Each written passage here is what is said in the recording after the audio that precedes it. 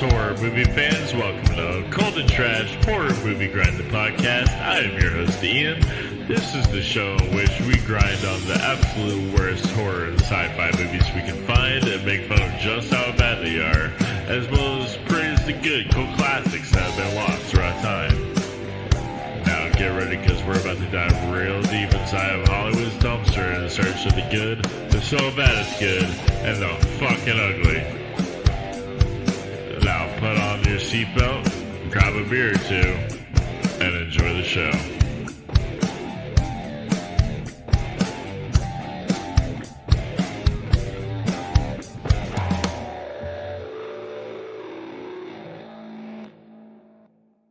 Cold and Trash Horror Movie Grind coming back at you with another one. I am Ian. Today's going to be a unique episode because today we are going to go in and dive into a movie that has not yet come out yet. That's right. This movie will not come out until probably around fall of 2022. Hopefully a little earlier, maybe summertime, but looking like fall.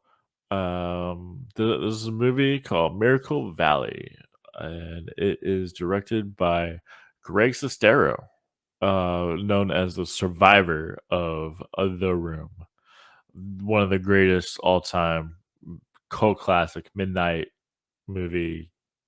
So bad it's good,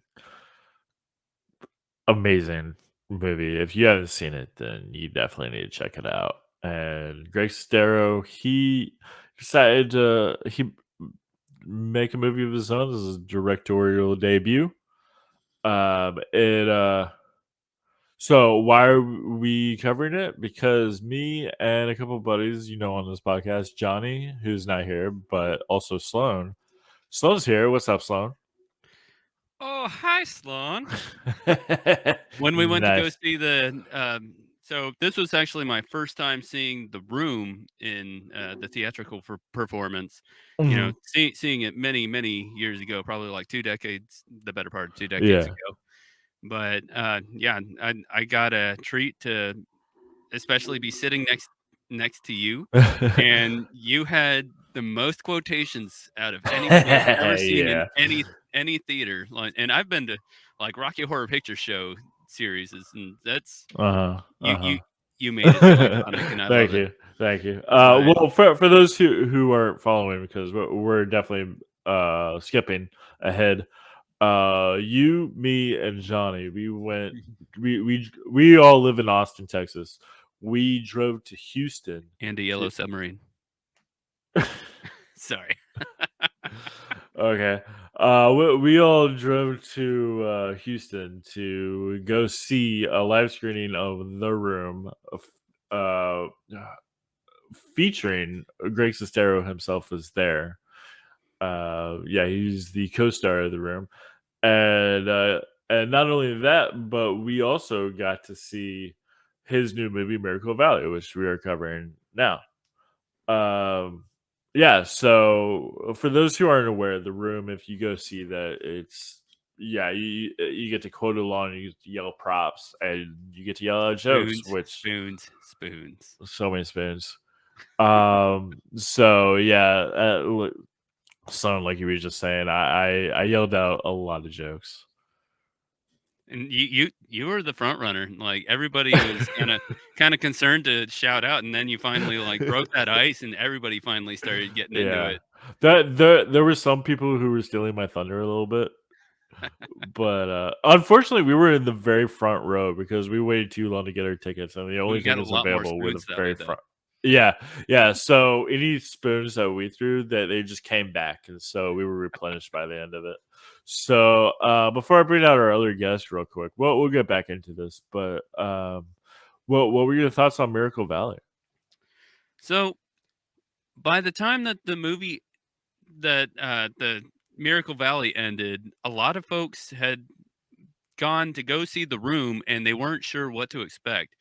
Yeah, And I I think found some people didn't even know that Miracle Valley was even a thing. exactly, and to for it to be like a more not necessarily obscure horror, but it was a lot more sincere. And a lot Mm. of folks are there for the off the cuff, abstract form that Best Friends and The Room provided. And so a lot of folks were really kind of sideswiped, and I kind of was surprised that nobody like was bursting out clapping. And so I Yeah. loved it. I loved it. I had to unfortunately jump up and run over to the restroom, and as I ran around the corner, Greg Sestero was there, and he just watched me in like He bewilderment watched you run as I out run of past him at the. the end. You ran out of the theater I was just like, "I'll be right back." like there's a fire. I thought there was time before the Q&A, Nice. but I loved it.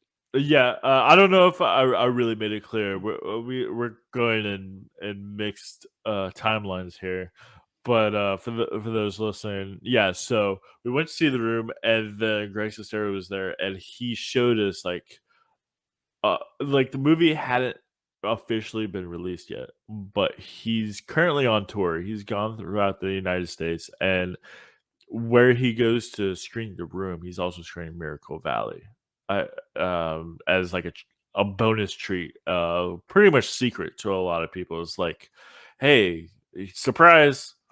And so another person, like I said, he's gone all over the place. We're in Texas. He didn't come to Austin, unfortunately, so we had to drive to Houston.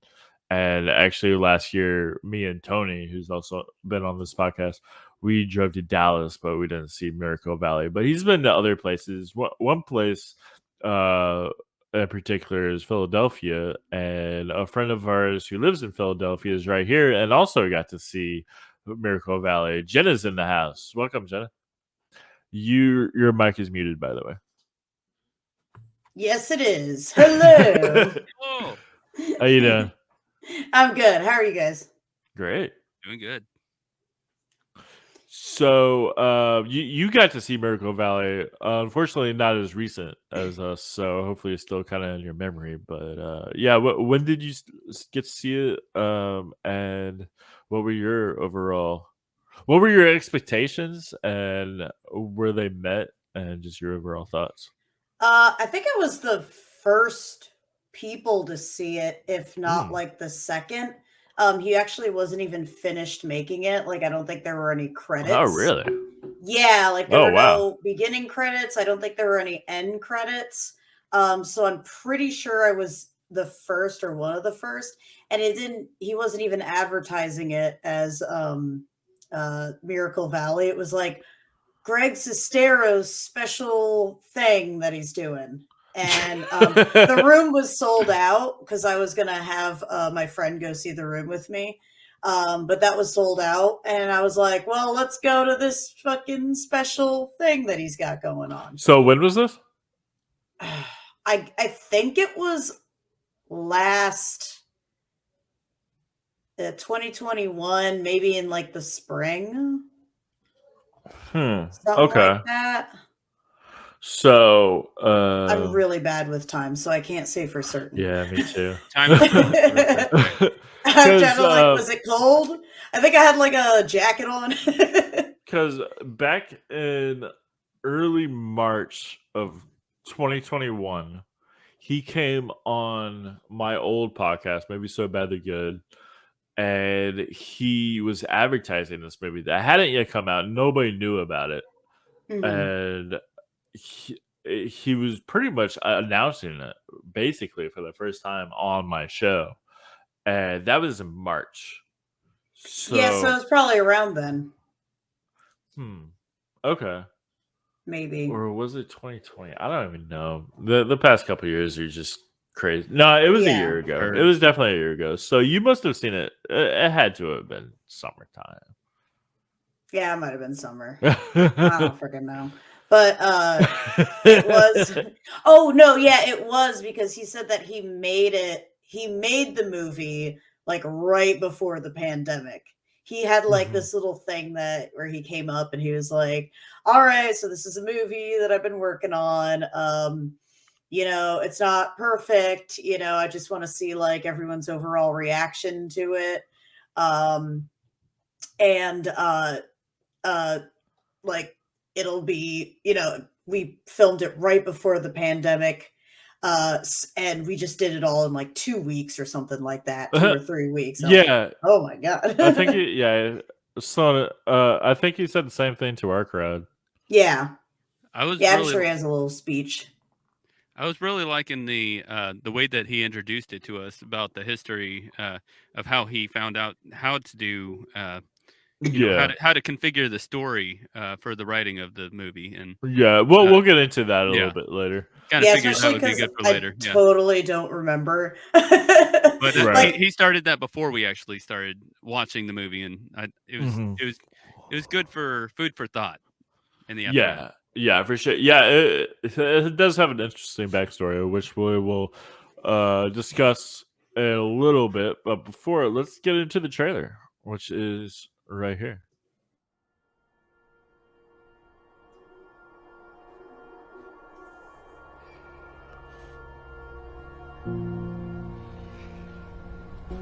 And I do have to say that go on this trip.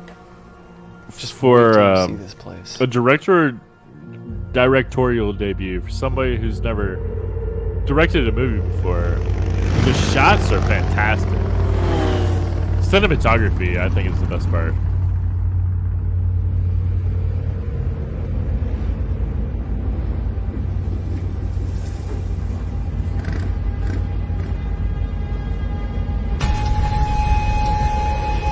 Like, all this is just fantastic right here. Oh, no, but it was beautifully shot. I loved the movie. That guy was awesome.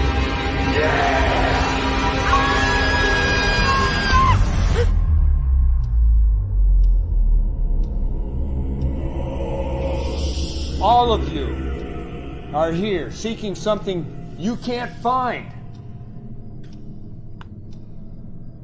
Welcome to Miracle Pretty good Valley. trailer too. Doesn't give anything away. Yeah, do we want to give spoilers or do we want people to see it? That is a good question. I was wondering that myself. Do we want to talk spoilers or do we? There's gonna be segments of what I need to speak for my sequel idea and stuff like that. So there's definitely going to be spoilers. Maybe what we'll do is we'll save all the spoilery stuff to the end. So it's like, all right, spoilers. Or we could do a second episode. We could do a spoiler episode, and we could do. Sorry, son. Yeah, I think that would probably be best, and then invite Greg onto the spoiler episode along with some other people, because a lot of other people haven't had a chance to see this movie yet. That is very true. True. So we won't spoil it, except for I'll give one spoiler right here. A guy gets his head smashed in, and it's awesome. Yeah, but that's all you get. So what was I going to say? I was going to say something. That's the end of the episode, y'all. Thanks. Thanks for watching. Be sure to like and subscribe. And no. So as for somebody on this YouTube channel, which is Infamous Horror, of course, this YouTube channel is about horror movies, and everybody, all the other shows, everybody loves horror. I am actually the black sheep. I'm not so big on horror. I like cult films, and a lot of cult films happen to be horror, but I'm not drawn to the horror genre. I'm drawn to like all the other aspects that make cult films good, or So Bad It's Good. So for me, I'm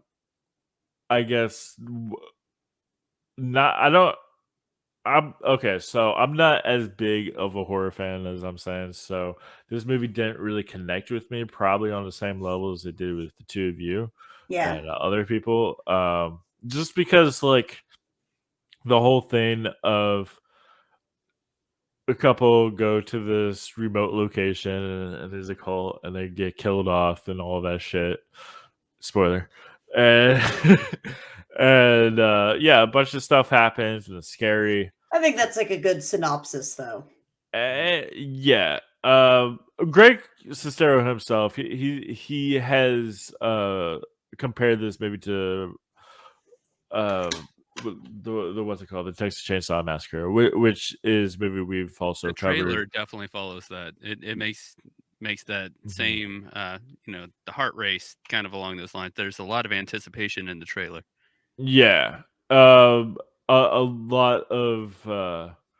I mean, we've covered Texas Chainsaw Massacre 2 and 4 and House of 1,000 Corpses on this channel, and next week we'll be doing Life Force, which is directed by Toby Hooper, who directed Texas Chainsaw Massacre. So this is also kind of falls into that thing. I love Texas Chainsaw Massacre, but that's just like because of how it's filmed. That's why I love it, not just because it's horror. So as far as Miracle Valley goes, as a horror movie, I'm not that much into it, but the shots, the cinematography, the all the angles, and a pretty good portion of the acting I actually really enjoyed.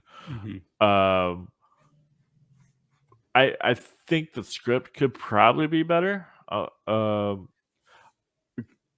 Like Greg is kind of a friend of mine, so I'm trying not to to say anything bad about it. I think the script is probably like the dialogue or the story itself is probably what I didn't enjoy as much. What about you, Jenna? I'll start with you. What do you like most about it, and what about it do you think probably isn't as good as the things that you like about it?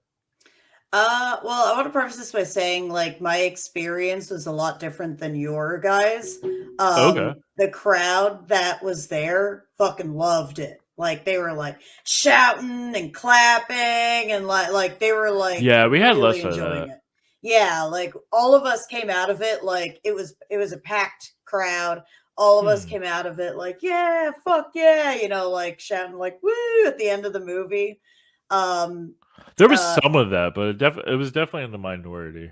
Oh yeah, this was like, and people were like laughing like crazy in certain scenes, because like I have a lot of sympathy for, well, I'll give people a lot of room when I know that it's like kind of like when it's a small budget film, because there's only so much you can do for a small budget film that you like cannot do in when you have more time, more crew, et cetera, Yeah. et cetera. Mhm. And this movie, it's definitely not like super super small budget, but it's definitely small budget. It has like definitely a very small cast and crew that was working on it, and because of that, I give it a lot of leeway. Saying that, like, I fucking loved it. I thought it was fun. I love horror movies, and I especially like cult horror movies. I think because it They're the takes better ones on. for sure. I'm sorry? They're the better ones for sure. Yeah, it takes on like a different approach. Like I don't know, like I'm not big on slashers. So when it's like a Yeah. slasher paired with like this weird culty thing, I'm like way more interested in it than just like here's a serial killer. Right. I would say, again, I did see this a long time ago, but from what I remember, I do remember like we he did like a little Q&A at the end, and we were asking him, we were like, what was that part there about, like what was this part here about, like we didn't quite understand it. And then so like maybe there was just some parts in the script that needed to, or even just in like the shots that they were doing, that needed to be cleared up a little better. I'd say that's kind of my only real critique, but at the same time it's like, all of us were just having fun anyways, so like our attention span was kind of going left and right. Right on. Yeah.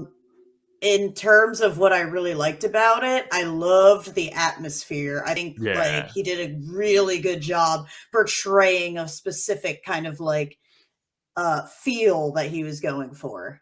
And the main actor was phenomenal. He was so much fun. It reminded me, and actually, people kept mentioning this to Greg apparently afterwards, saying like, "Oh, have you seen Red State?" Because he reminded. Oh, wow. Yeah, he had like a Okay. similar vibe to like the main guy from Red State. I'm Huh, blanking on his yeah. name. You talking about Kevin Smith? No, the main actor in Red State. Oh, okay. The leader of the church. Yeah. Who Yeah. he passed away like a while ago, actually. I And didn't his even name think, I is didn't Michael think about that. Parks. Michael Yeah, Parks is yeah. Abin Cooper. Yeah. I feel like him and Rick Edwards, which was Father Jake in this movie, had like a really like similar kind of vibe That's to true. them. I didn't think about that till just now, and I agree with you. Yeah. He really kind of did. I like that actor that he got in Miracle Valley. That guy. If you haven't seen him, he was in Best Friends Volume 2, and Oh, okay. he's Uncle Jack or something. I don't know. I'm just making up Mr. a name. Cowboy Curtis over there. Yeah. He's an Uncle somebody. I forgot the first he name. It was could be like- Jack. He was like in like some soap opera. And then Yeah, that's Greg's where mom was Greg like, found "Oh, him. Yeah. I love that guy." Yeah, he brought him in for Best Friends 2, and he liked him enough to bring him into Miracle Valley, and I thought that casting was really well. Mhm. That guy, he should be in more movies. Like, yeah, he's pretty good. Fuck yeah. I think that he was definitely one of the better parts of Best Friends, which I do have a funny story about. I'll bring it up later, but first, before we do, Sloan. So Aw, you talking about were best friends. Aw. yeah, why not? Wow. It's okay. Well, I mean, lately we've been. I love you, Ian. Going to see. Yeah, I love you too. No. Yeah. So we went to go see this. We drove to Houston to go see this movie along with Johnny. Johnny was supposed to join us, but he's right now in Austin. We're dealing with South by Southwest, and his film company is stuck doing a bunch of stuff. He wanted to be here, but he couldn't make it. But so what were your thoughts? You said you loved it. Why don't you tell us what about it you loved so much, and was there anything you didn't like about it? So it ends up coming off as a very it's very personable to my childhood. So when I was younger, my second oldest brother married into a Pentecostal Really? situation. I didn't And know that. if you know the Pentecostals, they're the ones who chant with snakes, and you can't show any legging or anything like that. And they had to babysit me every once in a while. When was that? And so it was here in Austin. But No, when was that? Man, this was 20 years ago. Oh, okay. So that And was before I but met you. yeah, I had to witness, belt beatings, and Oh. they couldn't even play Monopoly like unless it was the junior edition, like Clue Junior, and it's just like I introduced these kids to Weird Al Yankovic, and yeah, I think that ruined them. Yeah, But me and Sloan go back to a little bit after high school. Well, you Mhm. were in high school. I'm a couple years older than you. You were still in high Mhm. school. I was freshly graduated, so I know the brother you're speaking of. I did not know that. Well, no, this so I have 3 brothers. And Okay, this is the brother that this we've is news to me. ostracized, unfortunately. Okay. It's I hate to say that because he's been doing much better these days. Oh, that's good to hear. But yeah, so the wife that he ended up marrying into that was Pentecostal, she became Pentecostal after she went to prison for stabbing a truck driver for drugs. And Wow. so I know how being babysat by technical cultists can generally be. And so this hit a little closer to home than anything that I can really say. Okay. And so, Yeah. yeah, no offense to anybody out there who follows these. There's, religious freedom. I love it. I love it. I love y'all. And but this was my upbringing, and that's what I'm sharing on it. Okay. So that was my own horror story. But going beyond that, I love the way that Greg Sestero ended up as his directorial debut. I think this was a really good start, as y'all said and stated. It really is along the lines of a some of the later renditions of Texas Chainsaw Massacre style of the heavy anticipation for the horror rather than jump scares or Oh just yeah, yeah, suddenly absolutely. it's not overbearing with everything, and so it's And just, that I definitely really appreciate. and I'm trying to figure out how to state certain situations without ruining anything. But so I'm gonna explain, like, the whole concept of this cult is based in blood, and it Okay. is the rejuvenation and resurrection of, technically, the blood of certain people becomes, as a combination, becomes the blood of Christ to cause resurrection. I'm gonna put it out there only as that. Do y'all Yeah, agree it's with that? definitely, yeah, I'd say so. Because it's definitely a story that unravels. Hmm. So you don't want to give too much away. So that's why it's like, do we want to give out spoilers? Because this is definitely More one of about those movies. revelation, yeah. Yeah, Yeah. And but I'd so agree with that. I was I was studying up a little bit beforehand about a bit of the history of the context of where the story came from. So A. Allen was the evangelist. It's God, so hard to say. That was a leader of the following worshipers. That, I guess, there was a shootout in 1984 that caused the closing of the church, to where 300 of the congregationals ended up attacking the cops that were coming to not necessarily audit, but give some tickets to the founders and the pastors, and it caused a huge uproar, and like 9 people died.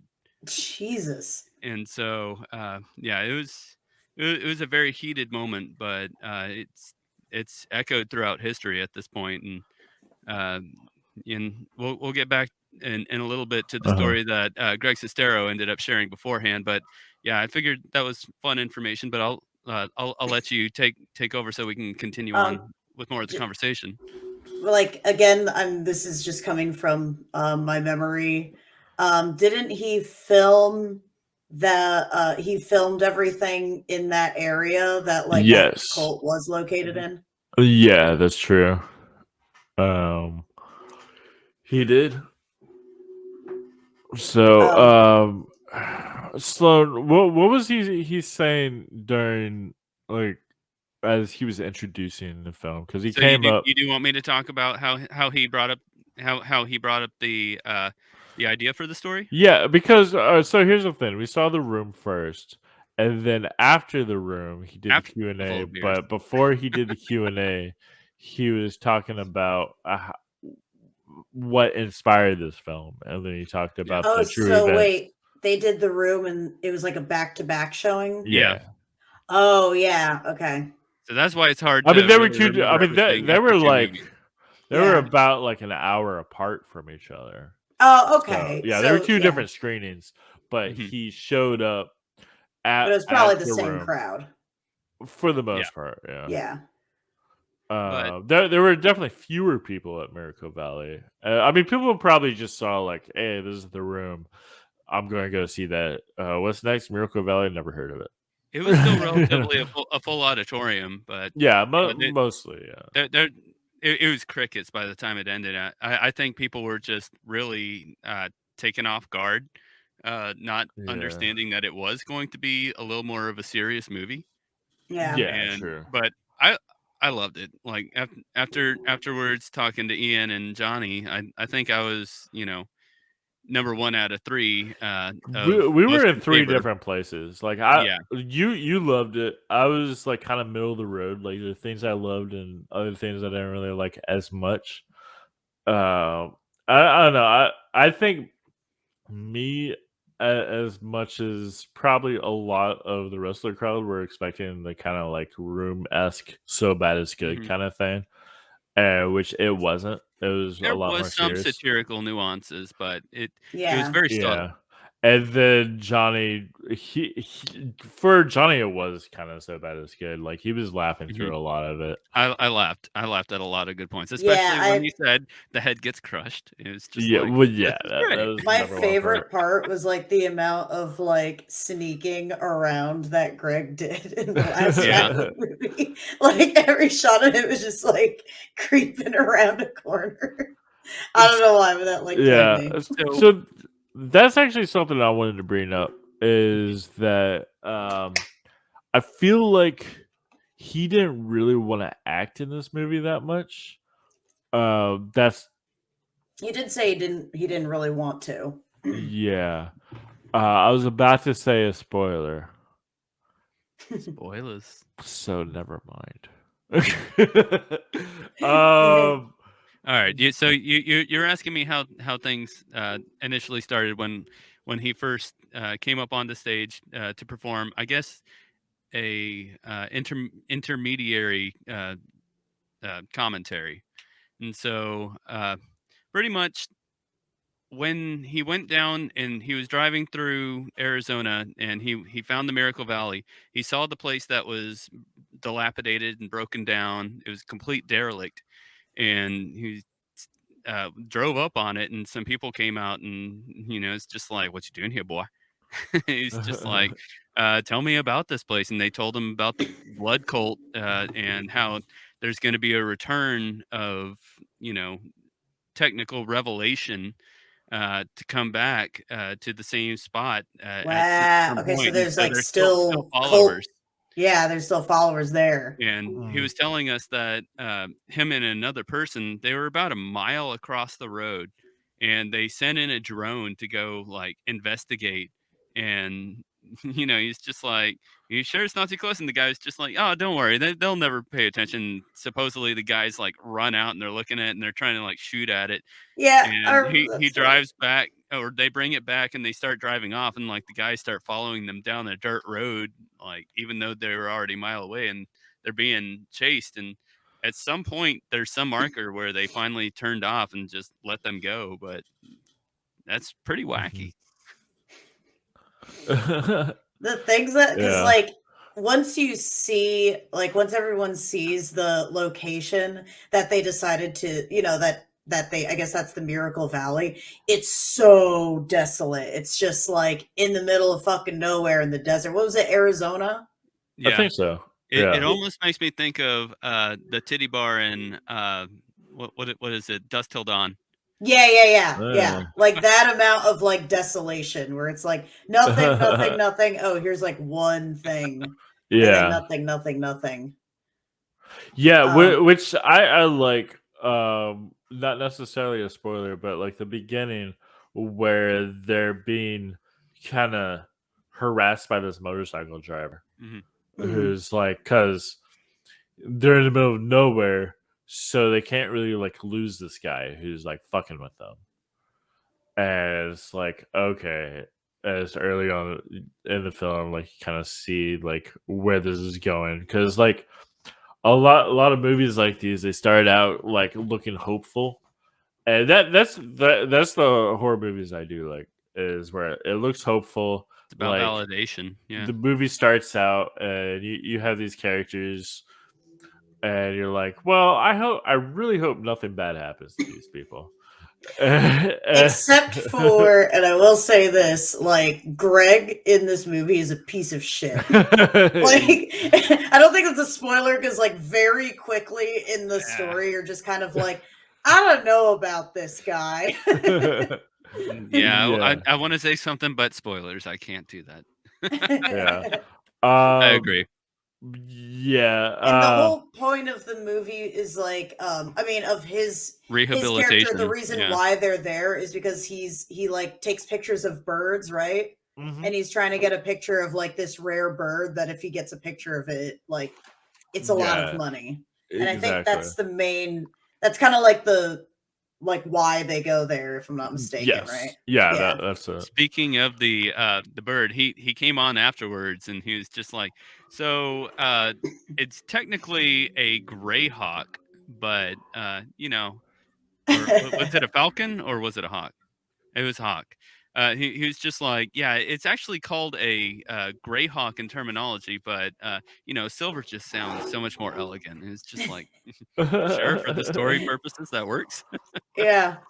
Yeah. And that is one thing that I'll say is like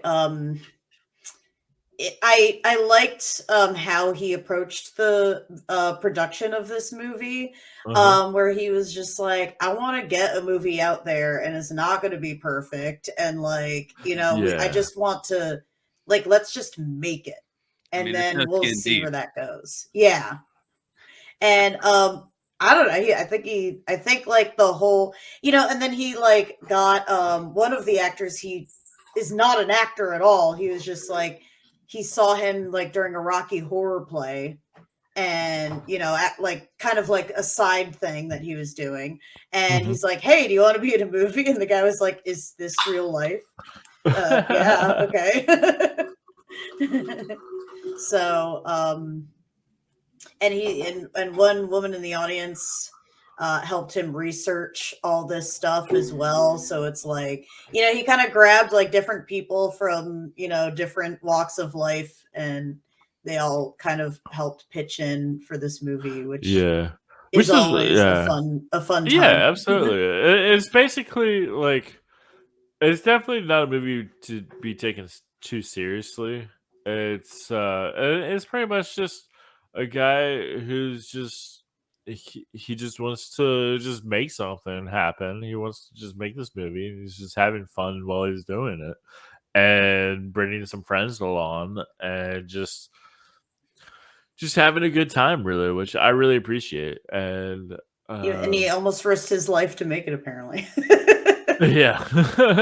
He was already a survivor of one situation, so may as well make it twice. And yeah, that's the thing, is that there's a whole thing about The Room. That's what Tommy Wiseau did. He had the resources to make this movie, and he and just then did Greg it. got to learn what not to do. Yeah. Hopefully he didn't just like cuss out his actresses. Just like, So, you're disgusting.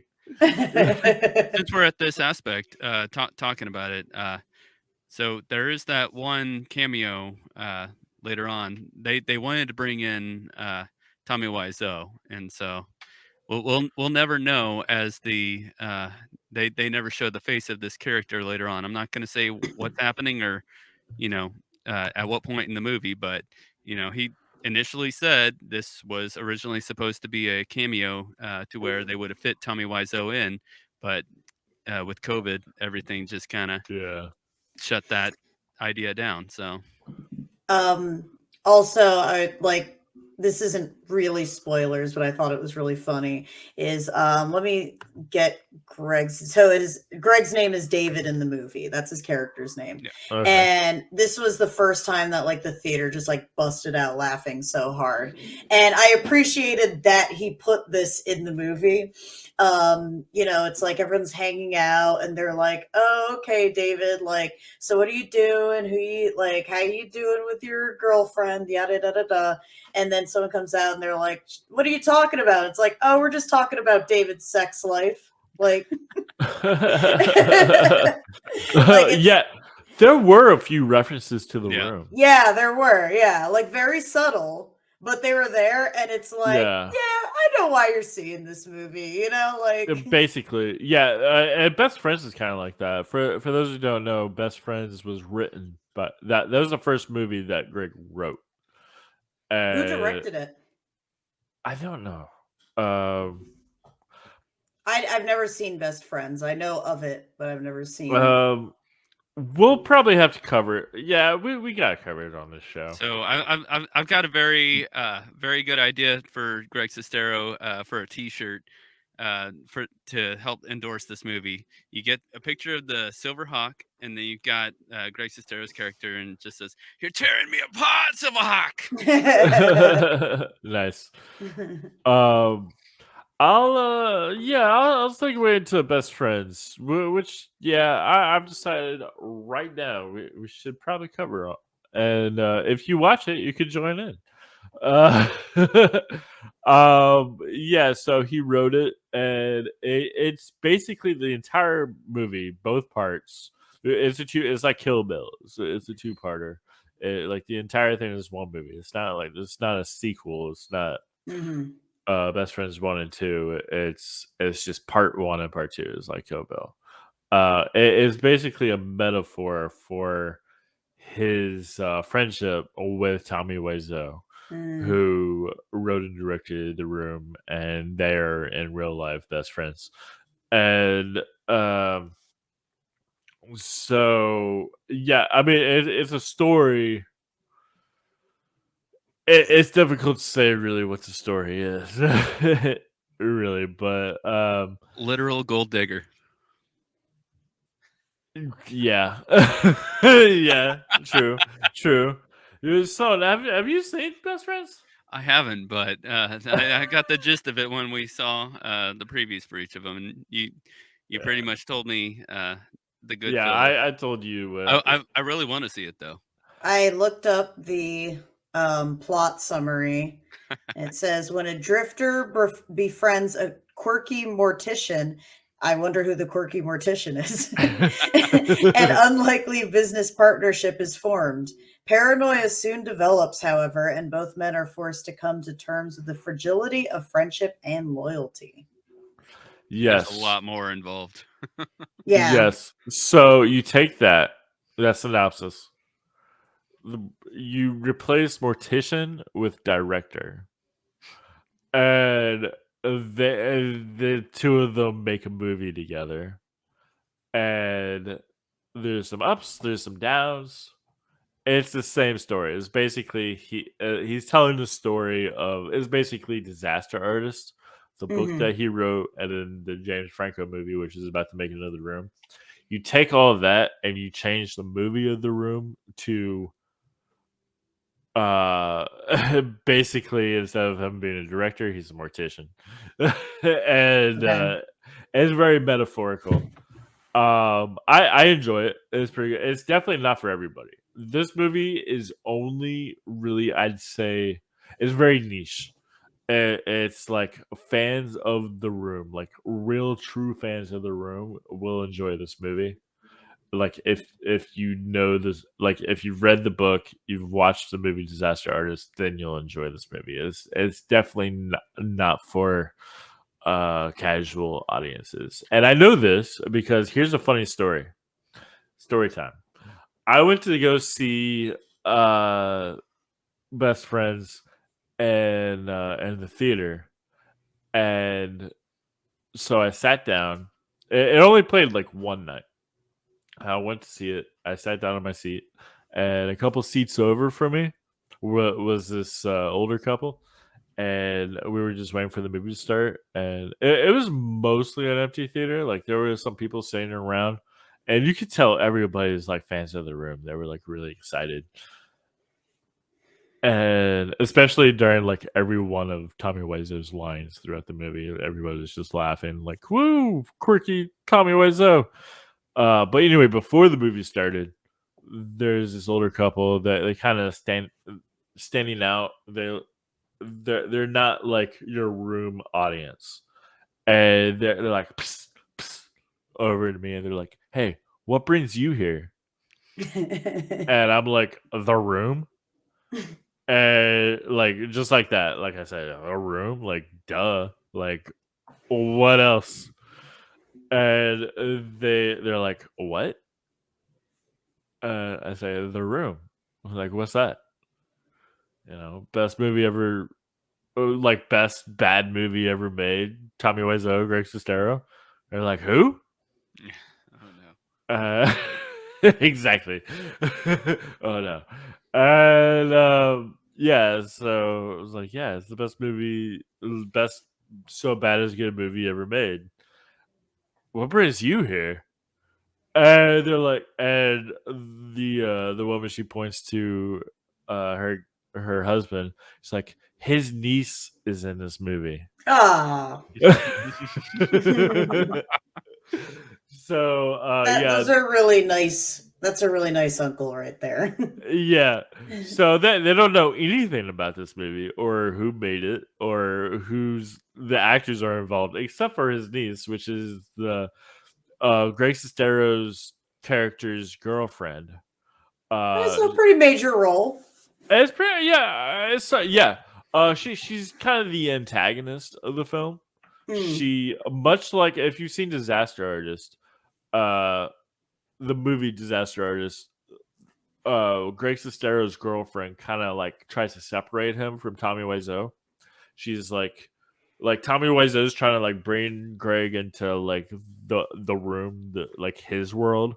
Is like, I'm trying to make this movie for us and our friendship and everything, and his girlfriend is just like, he's weird. You need to like come this way.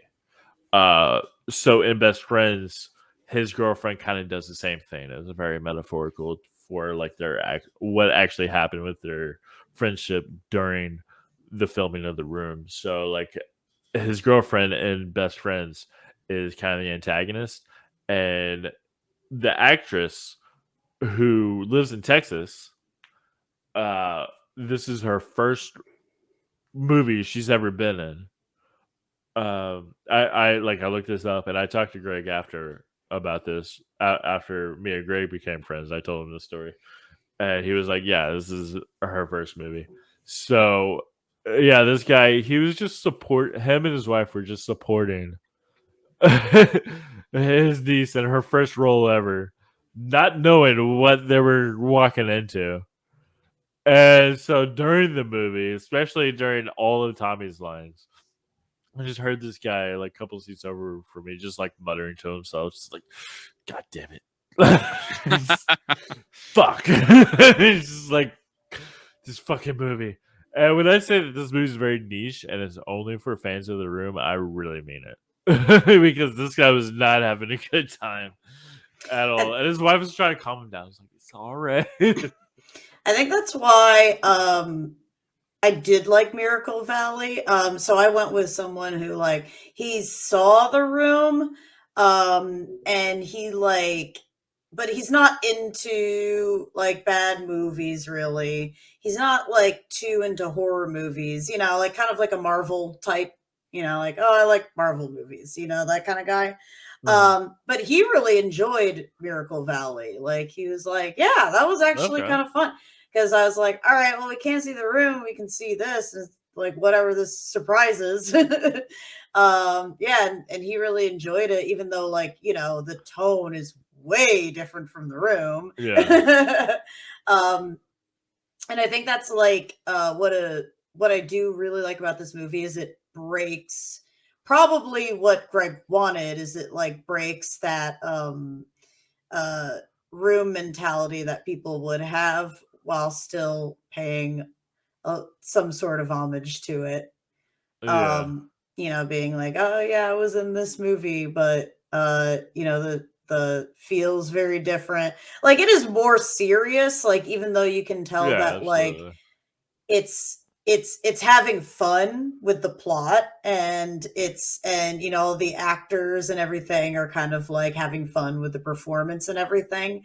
It's not supposed to be taken as a good bad movie, even if it walks that line, just because that's how low budget movies will always be, but it definitely has a more serious tone to it, while still being fun. Like I don't want to give any spoilers, but the end, like that guy who plays Father Jake, like he just gets so ridiculous. It's just like this guy like really fucking had fun doing this. And he's also fucking ripped. Holy shit. He's a buff mofo. Yeah. During the Q&A, the host of the movie theater was like, where do you get the guy that was so jacked like that? He was like, yeah, that was all him, man. From the soaps, I'll give a baby. spoiler. that you will see him right? You see him shirtless in one scene, and it's just like Yeah. And it's like, he's yeah, like especially like hulking out. the whole thing with like the blood and everything. It's like it's kind of like Venom for like Batman's Bane. Mhm. And like it That's a makes good way to him put like it. super strong. You're making me not have to say the things that I wanted to say that it was going to lead into for my sequel idea. It's like you're killing me, yeah. Smalls. Maybe we'll do like the one spoiler for your sequel. I don't think I can do it because it'll totally ruin like the full aspect. All right. Well, It deals with Father Jake. Let's just put it that way. Like Father Jake gets even more ripped. Woo. well, let's just say everything else we need to say, and then we'll go into spoiler territory. Anything else that the people who have not seen the movie should know about? My name is Mud. That's pretty much it for me. Okay, now I want to see like Les Claypool in this movie. I think Les Claypool would fit pretty well in this movie. Actually, I could see I'm it. trying to think of I definitely got like Red State vibes from this movie. yes, I you didn't mentioned get that a lot of- earlier. Yeah, I didn't get a lot of And- Texas Chainsaw. I did get a little bit. I feel more of- Red State than Texas Chainsaw. Yeah. Yeah, but apparently Greg didn't even see that movie, so it's kind of like I kind of like that because it's like he got that feel without even knowing he did. I've got an upgraded Sam Raimi feel when I saw it. Yeah, yeah. But by like I guess along the lines Hills have of eyes. I get a Hills Have Eyes vibe, definitely, yeah. but even if what is it? The Evil Dead 2 were to be made today, like I would say that cinematography would be like along the lines of what Sam Raimi would do. Oh, yeah, for sure. Whoever the cinematographer was fucking That phenomenal. was really good. I also Matthew like Holla. I like the Holla, color. Matthew Holla. The colors involved were also really good. Like I love that intense. The intense, just like it. The shit that doesn't happen in real life. Like you never like go into a room and there's just like really bright like red light just like Yeah. illuminating your face, and I just love that in these movies. Like Jenna, the movie that I introduced you onto the show that you were in, Swamp Zombies 2, had a lot of that. I loved it. I ate it all up. And I liked this movie because it starts at like when I've been to the desert before, even though I live in Philly. Travel. And You don't say. It really has like that desert feel where it's like really freaking bright during the day, like this just like right over. But then at night, it gets like this really dark, really like cold type Very feeling. frigid. Yeah. And you can feel that in the movie because there's a lot of light scenes, dark scenes, light scenes, dark scenes. And then once it That was starts pretty good getting too. I off like the that. rails, it's like that's when they introduce like those bright type colors into it. And so it slowly just kind of like unfolds, which I thought was pretty cool. Yeah. Okay. Looks like Sloan disappeared. Bye-bye. Wow. I wish you had a suit on for this one. I thought A about green it, but screen suit. I've been cleaning all day. I literally like scrambled to just get this going. Like I said, I've got my drum kit over here. We were talking earlier about South by Southwest. That's why Johnny couldn't come on. I'm doing a South by Southwest show tomorrow with my band Caustic Cadavers. Everybody check out Caustic Cadavers. They will.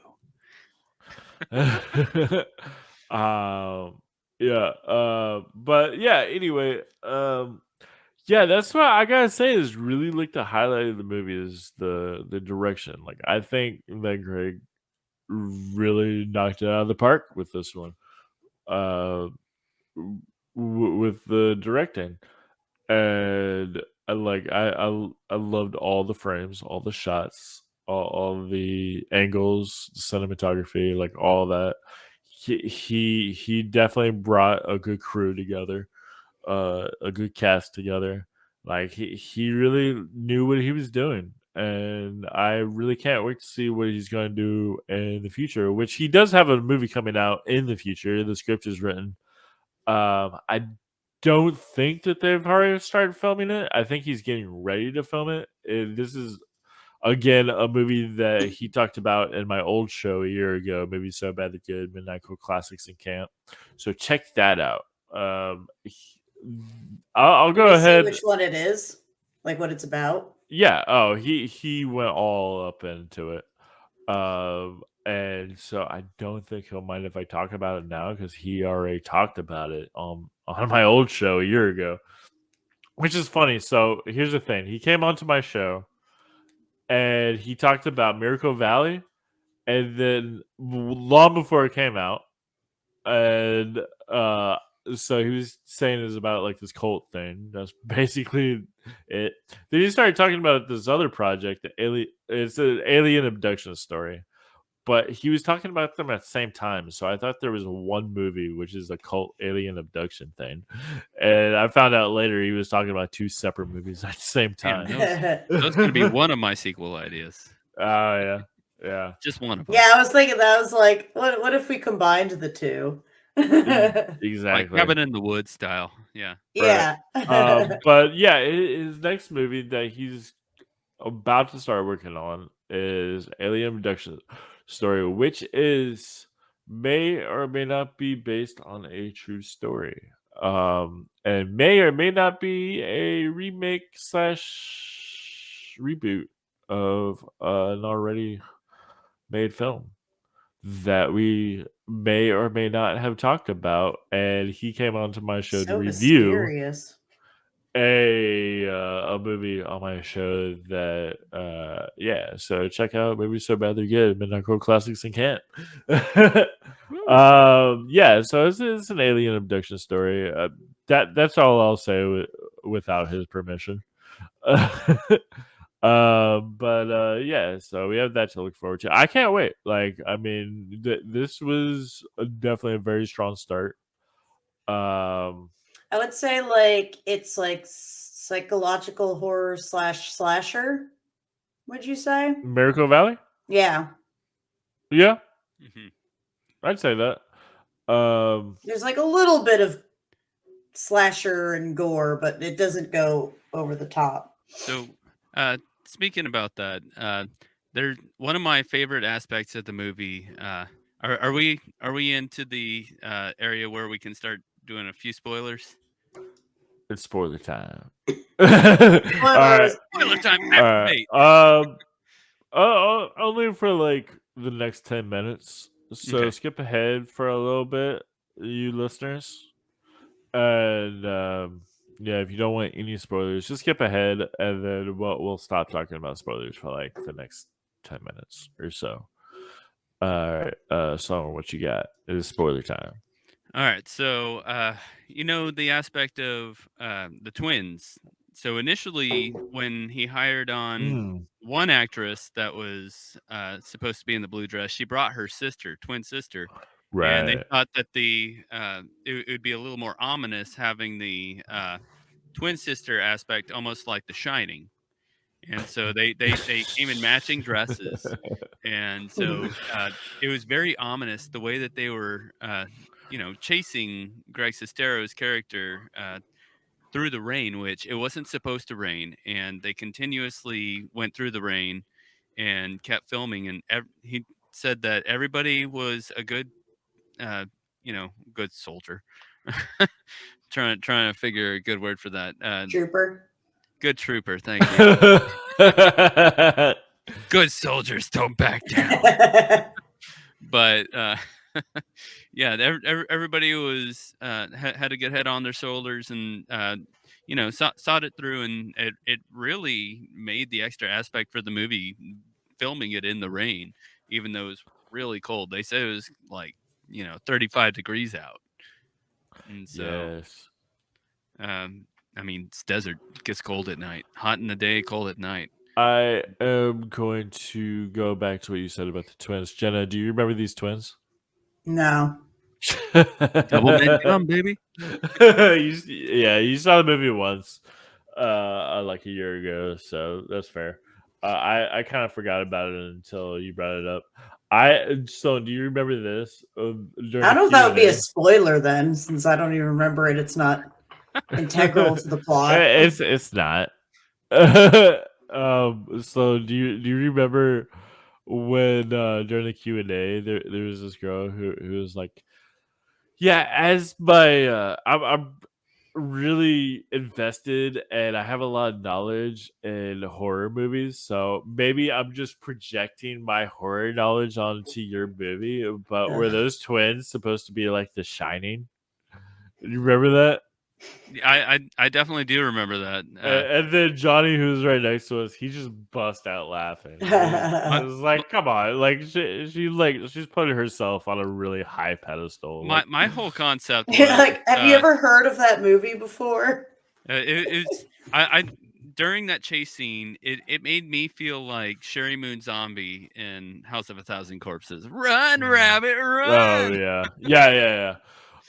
See that's okay. That's a little bit more unique. I like that. But like I can imagine like this girl just during the movie and she saw these twins. She was like, yes, this is brilliant. I am so intelligent that I understand this reference. That this is like The Shining. And when she said that to Greg, he was just like, I don't know. Greg didn't She give just me a brought full her answer twin. for my question. I don't fucking care. And she was like, I'm just projecting my horror movie knowledge, like because I'm so smart in the realm of horror movies. It's like when- just the way she said that. It was just fucking dumb. It's like in Lord of the Rings, and people are like, "Did you know that Viggo Mortensen broke his toe kicking that helmet?" Oh, Yeah. I guess that's a very Lord of the Rings specific thing, but like That is very it's specific. kind of like a meme because like people who like think that they're gonna be really cool, they say that, and it's like, yeah, we all know Okay. already, dude. Yeah. And it's like, but that's the thing is, it wasn't. It was more of just like a coincidence. And then she thought she was just so smart that she connected this one movie with The Shining. yeah. Like No, arguably the everybody most was already popular thinking horror about movie that. in existence. Yeah, exactly. So when it comes down to it, I asked Greg Sestero during the Yes, Q&A, you asked him a question. and I was just like, all right, so in the end, like you've got all these people who are in the congregation to accept the blood. What is the difference between the people who are accepted in the cult rather than the people who are sacrificed for the cult? Because there are points in the movie where I was just Yes. like, oh, they're going to prove their point that they're, you know, like some people end up dying. I'm not going to say who, in very awful ways, and it's just like, oh, they're going to prove a point that they can bring people back. It's just like, no, they are just collecting their blood. And so I was trying to ask Greg Sestero, it's just like, so is it only the people who live in the town? Like, who is chosen to actually accept the grace of actually following in the cult rather than the people who are just off for their blood? Right. And it was a very, very short answer to where it was just like, the people who just followed the hardest. And it's just like, okay, thank you. Yeah, he here's the thing is that like he's been touring this movie for probably about 9 months now. And maybe 6 to 9 months. And like a About to lot. have that baby. He's been dealing with so many questions, and like this is like I love the guy, and, and I love him especially for this. He's such a great bullshitter. Like, like you could ask him any question, and he'll just pop out an answer. He doesn't have to know the answer. You could ask him a question about his own movie that he didn't even think about, and he'll just bullshit an answer. And it's great. He's done this on this very show. that both of you were involved for. Heard. And he's great for it. I love it. I wish I could bullshit that well. He did that for the entire Q&A, especially for the room. And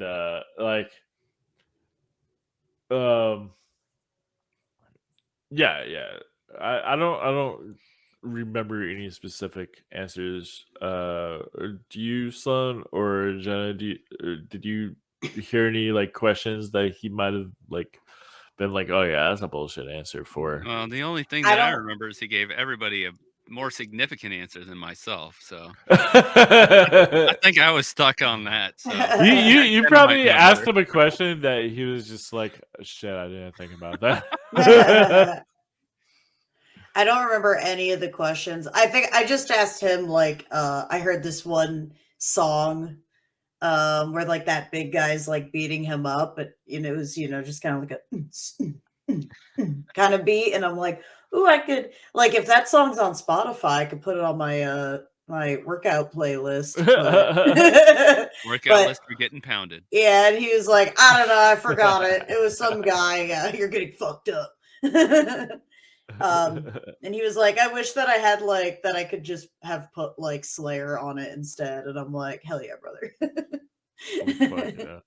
But that is that would cost a pretty penny. Right. Well, I guess let's go ahead and go to the prompt part of this segment of this episode. So basically, what should Greg Sestero do next? Sloan, you've been kind of All right, waiting so for this. Yeah. I really have been. So it's not what Greg Sestero should do next. It's what this movie should tie into. So we're still okay. doing spoilers now, right? Sure. I don't think we Yeah, did we any are. spoilers really. Well, Well, we are now. Yeah. Technically, we did. All right. I mean, it's not the worst spoiler. Unless, Jenna, do you have anything that's not spoilers? He can go first because I'm still like I usually I write it down, Mine's but I necessarily didn't this pretty time. subtle. But like I have ideas. I just need to like collect my thoughts on it. Okay. All right. Well, so, before you do, I want to go into okay, so Greg Sestero is going to do an alien abduction movie. Whatever he's doing, he should just cancel the whole project, and he should change it to a remake of Mars Attacks, and get Tommy Wiseau in there, and then it's basically just Tommy Wiseau as all the Martians, including the female humanoid one. And then himself should be Jack Nicholson's character as both the president and the. No, actually, that should also be Tommy Wiseau. So Tommy Wiseau is both all the aliens and Jack Nicholson is the president and the Las Vegas guy, and then Greg should play the probably one of the kids, like the little kids that like get in trouble, and Pam Grier is their mom. So like Pam Grier should still be in this movie. She should still play the same role as the bus driver, and like and her son is Greg Sestero, and he's skipping school. And he's totally like 10 years old, and he goes on a field trip to the White House, and he saves the day by shooting all the Tommy Wiseau aliens. That's what you should do. There we go. I have it. I have one. Okay. What you got? I'm literally just to annoy Sloan, and it's gonna be real long too. It's like, all right, now it's my turn, and we're done. What you got? So he's making like these offbeat horror movies. And I was thinking about it, and I was like, because like he made like a cult horror movie. He's going to be making like an alien abduction horror movie. So it's like clearly he's into like these weird, like ethereal type movies. Yes. Yeah. So I think he should do like a deep sea underwater type movie. Atlantis. Yeah. He Or needs to or hire like Kevin Costner. Cthulhu. Waterworld. Yeah, Waterworld. Waterworld. Like Waterworld mixed with Cthulhu. Yeah, or because something. Greg Sestero would do a better Waterworld than the brilliant Actually, you know what he fucking should do? masterpiece that's flawless. When I was young, I was super fucking scared of oh my god, what was that movie? Sphere. I Sphere. rewatched it and we I need was to like, do Sphere on this channel. Yes. oh, that was like my worst nightmare for so long. Like Yes. so And Event terrified. Horizon. That's a good one. Oh, Well, yeah, I'm planning. Event Horizon's I'm awesome. planning on Event Horizon. Yeah, I'm already Event- planning on it. So there's another channel on here called Let's Scream. It looks like this. Allie on it. Me and her talking about doing Event Horizon. If either of y'all want to join us, you're I would welcome love to. Yeah. Okay, cool. I love Sam Neill, so Yeah, I'll do Sphere right after that. Sounds like a plan. Cool. Yeah, like Event Horizon and Sphere are very similar, except Sphere is obviously like the weakest one. They both have a sphere. It's a good book. Oh, the book is amazing. Yeah. I think that Greg should redo that movie. Sphere? I Yeah. could see it. Yeah. Interesting. It would have to be a higher budget, but I think he could do it. Greg Sestero should remake all the bad movies that are based on books. Yeah. I like that idea. Yeah. All of them. So we got Sphere. What else should we do? Or should he do? I mean, we got Sphere. Man, you're putting us on the Oh man. spot. So Cabal is the name of the book, but what is that? It's the one with the monsters underground. Little Monsters? No. It's where the human police end up killing the monsters. The book is called Cabal, but the movie is Little Monsters. You should do Little Monsters You son of a and bitch. hire Oh, Tommy jeez. Wiseau to be As, like, the fucking blue Howie Mandel's character. No, that's like that's like a nightmare. And then bring Howie Mandel back to be like the antagonist or whatever. That movie's already like terrifying. Come on, it's a Clive Barker Nightbreed. Nightbreed. Nightbreed would be so fantastic. With Clive Barker, yeah. Yeah, he got fucking the Swayze other or no? director What's his to name? be the bad guy. Fucking Cronenberg. He got Cronenberg in the movie to be the bad guy, right? Yeah, that's right. The killer. No, No, that movie's perfect. Why would you remake that would be movie? wonderful. What Well, are you talking about? it's You so gotta bad think it's of the good, bad but if it were to be movies. remade, it would actually be a really fantastic movie. But it's already fantastic. I mean, no, it's not. But It's Visually, better than effective-wise, Sphere. it's good, but Like Sphere no, was like it like- could totally be better. rewatching Sphere, I was like, oh, why was I scared of this movie? Sphere is pretty. It's like 30% Craig of the Sheffer book. is the main It's like guy. And then uh, David Cronenberg is Philip Decker. it's basically like that. They were writing the script to Sphere and like transferring it over from the book, and like 80% of the pages like fell out. Pretty much. They were just like, we're gonna focus on the Moby Dick section, or no, not Moby Dick. 10,000 Leagues Below. 10,000 the Sea. Leagues Below the Sea. Yeah, the All Nautilus. right. One Well, of my favorite movies that he should not remake because it's perfect, but like if he wants to do something like it, Annihilation. Fucking love that movie. What do you mean? That's a perfect movie. Yeah, no, I'm saying that movie's perfect. Yeah, she's just bringing it up for no reason. Because it fits with all the other fucking movies he's on. And it's based on a book. All right. New problem. What movies should Greg Sestero not remake? Annihilation. Titanic. All right. No, Titanic. Titanic sucks. Kidding. I'm kidding. All right, Sloan. We've bullshitted enough Shang-Chi. and wasted enough time. All right. Oh, So what? Oh my wait, heart- actually, no. Never mind. Hold up. No, I'm just joking. I'm joking. okay, I was gonna say my heart was already broken when you were in your conversation, Ian. No, I'm for the last time. Remaking Greg Sestero remaking Mars Attacks is just like Lisa. It's just like that's the only thing that he says in English during that. Okay, no wait. Remake The Room, but change like Johnny to one of the aliens from Mars Attacks. Oh my god! And then Lisa to the human feminoid. Well, she is female very humanoid. manipulative in that movie to Pierce She Brosnan. is, and she looks kind of like her too. That is very true. All right, Oh, go man. ahead with yours. Yeah.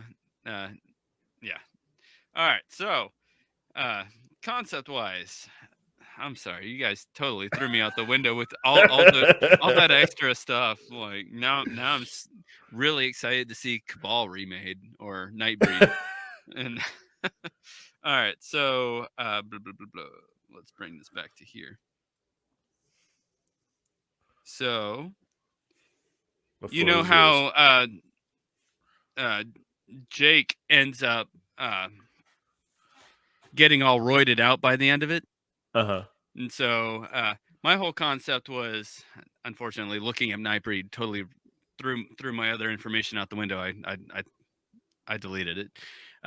But so after getting injected with the superhuman blood, all the revelation blood is what I'm calling it. Pastor Jake gets roided out. He starts going into this whole like psychological disorder. And in the end, spoilers, everybody, if you do not want spoilers, the way that the movie ends, do not Hey, if you don't want now. spoilers, here they are Do not anyway. listen Tough right now. luck. So, all right. The only two survivors end up crucifying him, and they go off and live their life appropriately. And I just wonder. you know, they live very fruitious lives, and turns out that he did not perish at that point. You know, every classic fucking psychological thriller movie. You can't. Scream proved it to us appropriately. You can never keep the killer down. Actually, well, Halloween did, but in the end, he's still alive at the end of that. And so he's psychologically disturbed, and he's a superhuman mess. And so my concept of the way that the movie would continue. Have you ever seen the movie from 2016, Split? I know of it, but I haven't seen it. It's to where the character has 23 different dissociative identity placements inside his body. 22 that, like, you know, they kidnap people and they keep people and try to protect from the 23rd beast from coming out that can like reach in and like dig its nails into. It's like, kind of like Psycho, ceilings and but stuff like that. Extreme. Yeah, it's or if you've ever seen C-Lab 2021 and they're taking the drugs, it's just like, how are you hanging from the ceiling? I'm just digging my toes right into the steel beams. Pretty much. It's like wildly different entertainment styles, but yeah. Ultimately. But I think it would be a very fun segue to, you know, everybody's trying to keep him from getting into that last psychological distortion to where, you know, he becomes the beast again. And then all of a sudden, you know, all hell breaks loose, you know, with the revelation blood inside him. Interesting. Okay. Yeah, that would be dope. So that's my concept. So it's like kind of like how Split did. It merged with Unbreakable and Unbreakable. Glass. Yeah, with Yeah. Glass. So it's like that, but with Miracle Valley. So it's like, And I I mean, want to throw an yeah. alien abduction in there somewhere so it ties into his next movie. yes. I mean, the Alien Abduction could be a sequel. We I mean, don't there know. could be like a cult alien abduction. I know that's a thing. I was in Arizona and there was like a bunch of weird ass cults that like were really into alien abduction shit. It's like, all right, Oh well, yeah. let's see them aliens. While we're talking about the alien abduction stuff, so when I was looking at the historical aspects, they were talking about uh, A. Allen was a faith healer, and he was given the people that were healed. You know, there's people that were in wheelchairs. He tried to find the people that were the worst off, and then he would heal them first, just to show people good faith that he'd get them going. So he'd get people in wheelchairs that hadn't been able to walk in like 10 years or something like that, get them going. He ended up doing a faith healing on this lady, and she was like 300 pounds. And then all of a sudden she falls into a hay bale, comes out, and all of her clothes are like, all of her undergarments are falling off because she lost weight like instantly to like half of her degree. And it's just like, that's a little odd. But they started talking about the concept of portals. And heaven's windows is what they called them, but it caused mass and physics to completely distort during these times that they were doing the faith healings. And so there are different sections of the planet, like even in like Australia and the Croatoan theory, where people disappear overnight, a whole city. And there have been different civilizations that have disappeared. Like up in New Mexico, there was these Native Americans that praised the ant gods that lived in the mountains, and they disappeared. And supposedly there's different trajectory jump warp locations that a lot of people believe to be in these locations, to where they can just disappear immediately. So, Greg Sestero, take that as your next movie. Yeah. Yeah, that's actually kind of interesting. Croatoan. That's your next movie. Hell yeah. What would you We found the best one. It's called Croatoan. That's the best the one only that word we've that was thought of. written. Yeah, there you go. Yeah. You heard it here first. All right. Well, let's go ahead and rate this thing. So, you're both not new, so you know how we do it. We rate it 1 out of 10, and based on enjoyment only. Yeah, I found this thoroughly enjoying. Because the thing is, like, the modern horror thing kind of threw me off. I kind like, I think I would enjoy it more if it were like a different kind of story. Like, it's a story itself that I didn't really dig that much, but I like the technical aspect and like the acting and the directing most. But I really appreciate it. So I'm gonna give it 7 pints of blood. Um, Probably a negative, but whatever. So what do you give it? In all honesty, you You gave it love a it. much you gave me a much better interpretation of it than I thought you were going to. So I appreciate that. All right. So when it comes down to it, I'm a huge fan of the concept of the psychological horror that occurred. It wasn't any jump scares. There wasn't Yes, I any. really appreciate that. It wasn't convoluted with the chase scenes or anything like that. It was just like, I mean, he was hiding around, but during the time that the girl, one of the twins, was chasing him, it wasn't too drug on. And I mean, I'm not going to do the last spoiler of Greg Sestero, but he did a great job for what he was doing with his acting, and I really appreciated it.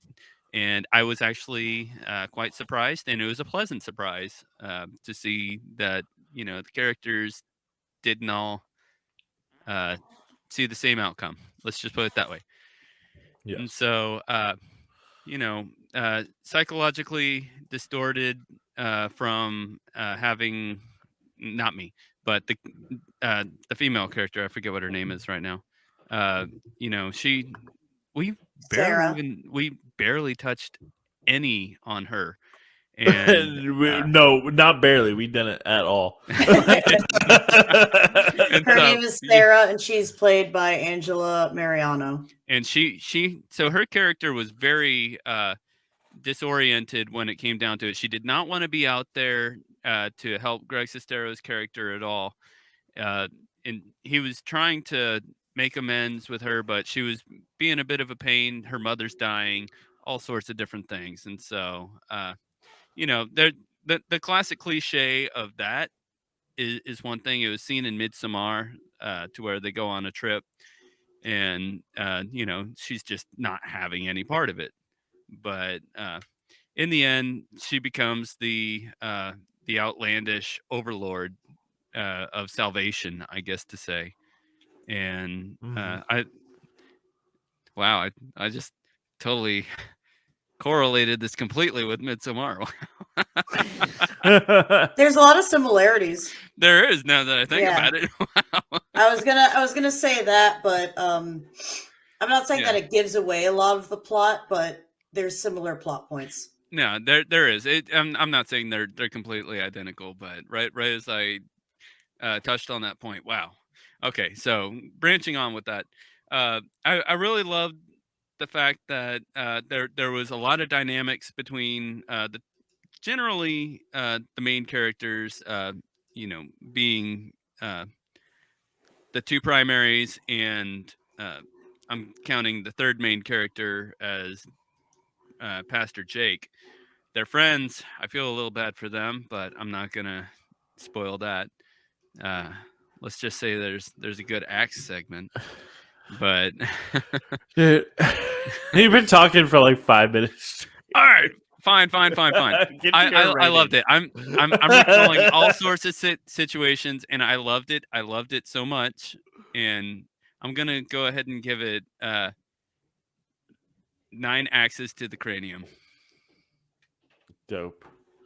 Okay, thank you. And Jenna. Yeah, I mean, again, I saw it a while ago. I really liked it. I'm a huge nitpicker when it comes to pacing. The pacing was a little bit off, but it really wasn't too bad. I might have to agree with that. Yeah, it wasn't really that bad. It kept my attention pretty much the whole time, which is kind of the biggest thing for me when it comes to movies. I have the attention span of like a chipmunk. Like I cannot pay attention to anything. So I appreciated that. It held my attention. It has a storyline that unfolds and keeps you interested. Even there's a couple of kind of parts that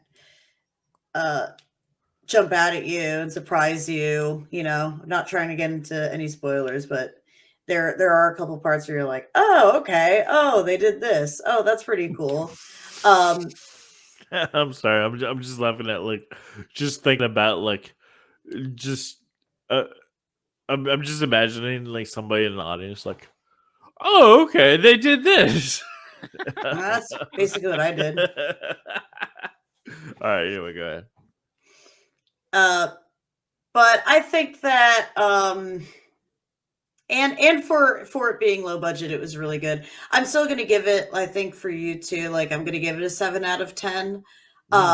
Just because while it was good, it just didn't have that little bit more than I would have liked. Even for a low budget horror movie. I think that the script could have been a little bit more expanded on. Saying that, I have no script writing knowledge. So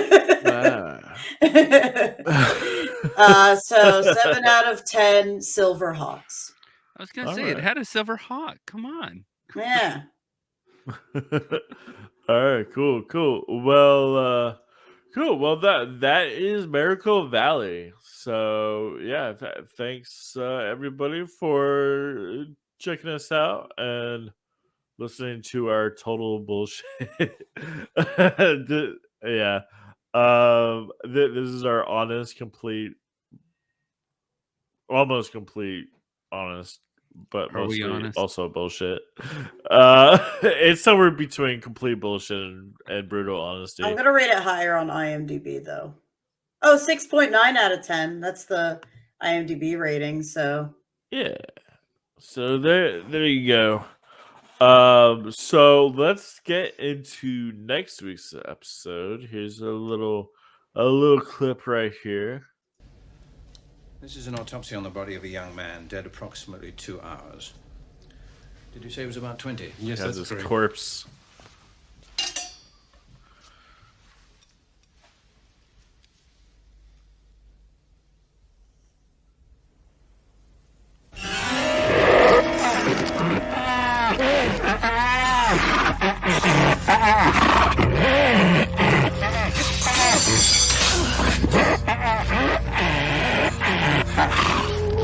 That is one sexy corpse, I gotta say. This movie looks awesome. I don't know what it is.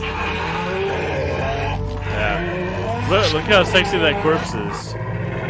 Like, look at this guy's reaction to it. It's brilliant. I love it. He is so turned on right now.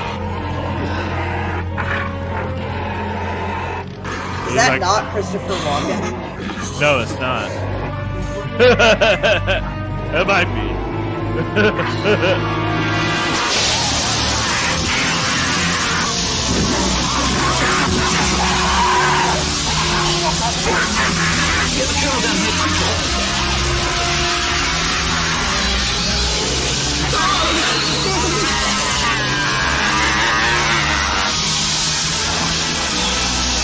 For 1985, special effects are Oh, it's great.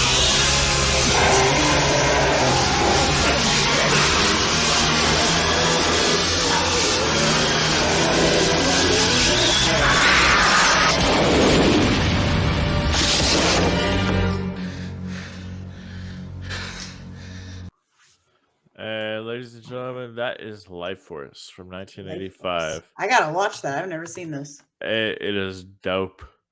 It's directed by Toby Hooper, who is famous for Texas Chainsaw Massacre. Hell yeah. Yeah. So there's a lot of that shit going on. It's pretty badass. So check us out next week. And that'll conclude this episode of Cold and Trash Horror Movie Grind. I'm Ian, and thank you, Sloan. Everybody, check out his band, Cosmic Cadavers. And thank you, Jenna, for coming back again. And everybody, check out her movies, Swamp Zombies 2, and any other movies anybody should see? Challenge of the Five Gauntlets and Hellcat's Revenge 2, Dead Man's Hand. Should people see those movies, though? That's the question. No. But, like, if you want to see a really bad movie, I think they should see Miracle Valley, and then they should see these movies, and, Yeah, Miracle Valley Miracle first, Valley for sure. rules. Yeah, 11 out of 10. Definitely watch Miracle Valley first. Then Swamp Zombies 2. But if you want to see me in a movie, those are your options. But Swamp Zombies 2 is by far the better one. Oh, yeah. Swamp Zombies 2 all the way. Yeah. And then check out our review for Swamp Zombies 2. On this movie podcast. Yeah, exactly. All right. Well, thanks everybody for watching. And I hope you all have an amazing day. seriously, do me a favor and have an incredible day. I would Ooh. personally appreciate it. and yeah, thanks for joining. And yeah, see you Thank you, next Greg week. Sestero. Thank you, Thank Grace you. Sestero.